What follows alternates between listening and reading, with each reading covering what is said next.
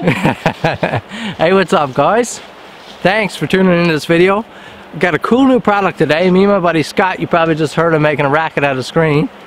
Me and my buddy Scott are in today for, we did some shooting, some pit shooting, and in for a walk, a little bit exploring in the woods. We're here at a site we really love. See this gorgeous river. Not a lot of snow around yet, but lots of ice. It's been cold. New product from Überleben. Überleben hooked me up with their new stove, the Stoker. I'll throw the link down in the description below so you can go check it out. This is a well-priced stove, and I've never tried out one of these kit stoves, these steel stoves, before. I'm pretty excited. Pretty traditional guy in Newfoundland. Grew up just building fires on the ground and cooking over it that way. So this is going to be a different experience for me. I've never used something like this. Hoping it works out. I assembled it once at home, and just so I knew what I was doing.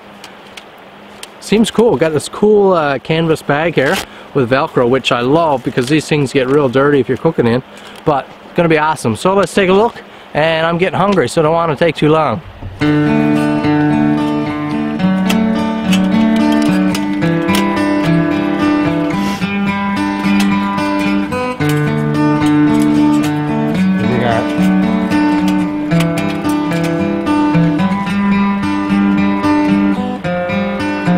So after building this thing properly here, doesn't take very long. I got to say, it's super solid.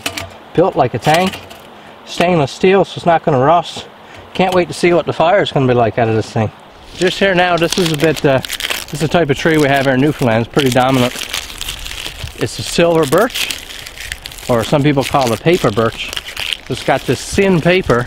It's got a lot of oil, a lot of saps and stuff on it. So it takes, it'll take a spark pretty well if you shave it out and create some small fibers, but it's really oily. It's good for getting your fire going because it burns hot as well, really hot. It doesn't hurt the tree doing it like this because this is just the loose hanging, sort of the dead stuff. Nice big piece down here. When you can peel it like this, is beautiful. Now some people will take their knife and slice into the tree, and then they'll hook out that edge and you'll peel deep down into the bark. You get a really thick birch, but then you're hurting the tree at that point. You don't want to do that. You just want to pick around for the loose bits. I figure this will get that stove really going quick. Yeah, looks like we got all the easy stuff off of this one now. This is a good bundle. We'll head back to our stove. Now this is my first time using this stove, so I'm not right sure. I'm thinking, for my use, I would rather take out these little cooking arms and put them in after I get the stove lit. Actually today I have an actual Überleben ferro rod here. Just do a couple test strikes. I haven't used this 1/2 inch rod in a little bit. Still working on my smaller one. I've got a little bit of dryer lint here, just as something smaller. A little bit damp. Here we go. Let me just break apart that fiber a little bit. Here we are. You see it, probably see it burning. Drop it right down. I've already got some twigs down in the bottom. I'm just going to start loading in some small sticks here, I guess. This is the first light for this stove. Pretty exciting. Now, just out of frame here, I've already got some smaller stuff. We've had some cold, damp, rainy, snowy weather here, so the wood, I can feel it in my hands. It's a little bit damp.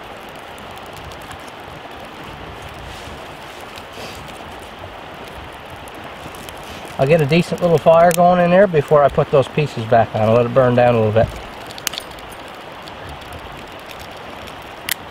That design, I guess it's the whole bottom. The bottom is full of these big holes. I'm guessing that's why it's drafting so strongly.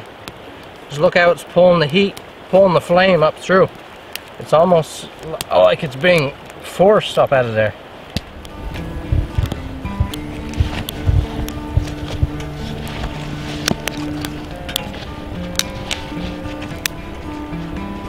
You got a crazy amount of heat coming out of that stove here now.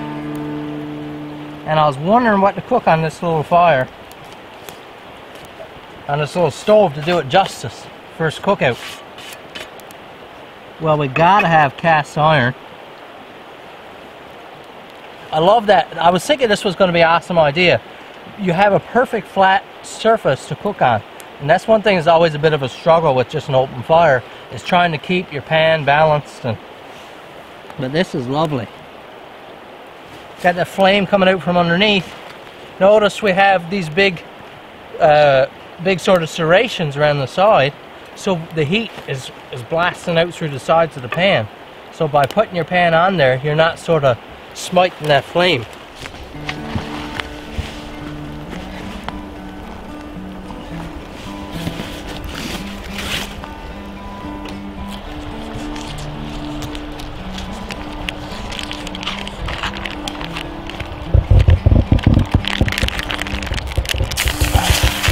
Whew, she's driving heat.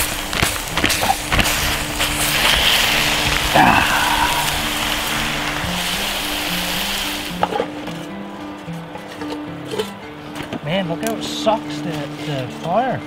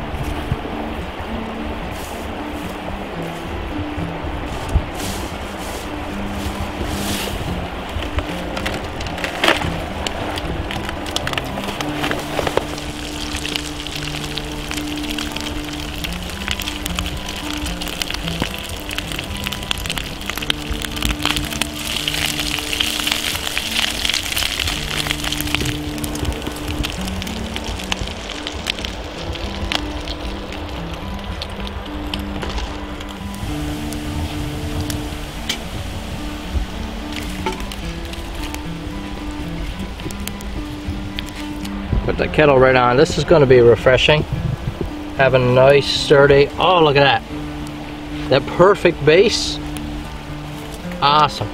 I'm telling you, I'm really enjoying this stove today. Really impressed. Each day you bring to me delight.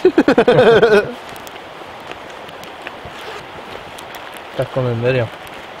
Oh, good.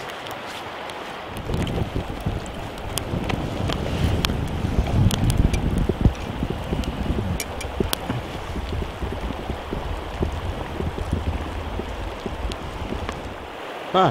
What is this tea? It's mint tea. Mint tea.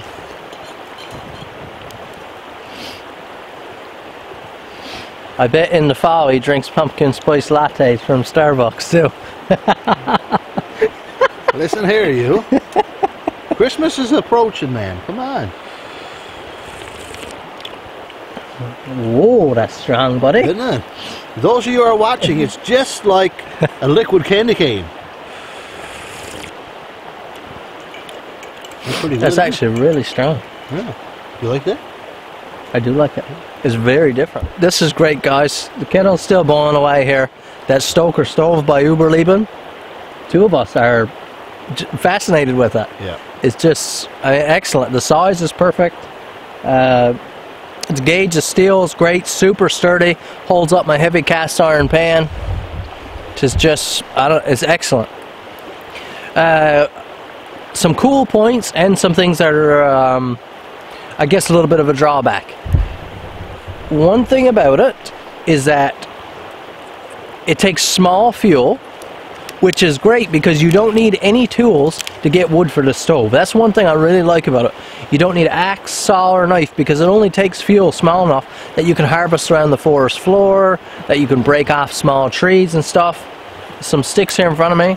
Break this off, throw it right in the stove. That's the perfect size. The drawback to that is that it burns out quick, and this stove drafts like crazy, which is again bittersweet.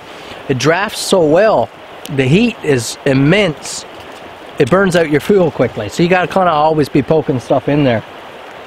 But Cody's just poking a few things in there now, but it burns awesome.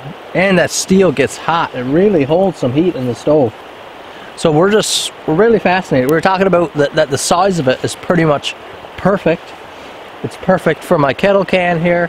We were thinking at first it might be a little bit small for the big cast iron pan. It is spot on for that too. It just works well because of those cutouts around the top, that kind of crown feature. The flame just barrels out around your pan, so it gets the whole bottom of your pan. Overall, thank you so much, Überleben, for hooking me up with some more product. I'm telling you, this is not a paid video. Überleben didn't ask me to make this video. They just said, hey, here's some free product. Hope you like it. And I think I'll really enjoy this stove. Small, you can easily slip it in a pack, doesn't take up any space, and just awesome. I like that you don't need tools to get fuel for this thing. You can come in for a cook and not have to lug an axe or a saw or anything with you. It's just great. We're just going to finish enjoying our time out here by the river. It's not super cold here today, just comfortable actually, but here by the river, just gorgeous. Thanks for watching, guys. Links in the description if you want to check out these products. Highly recommended by me, and I'm not easily impressed on items like this. Very traditional guy. I'm used to just my open fire on the ground, so it's a definitely something different. Cool piece to add to my kit. Thanks again, Überleben. Check out the site. Leave a comment, hit the like button, subscribe if you haven't already. We'll see you in the next video.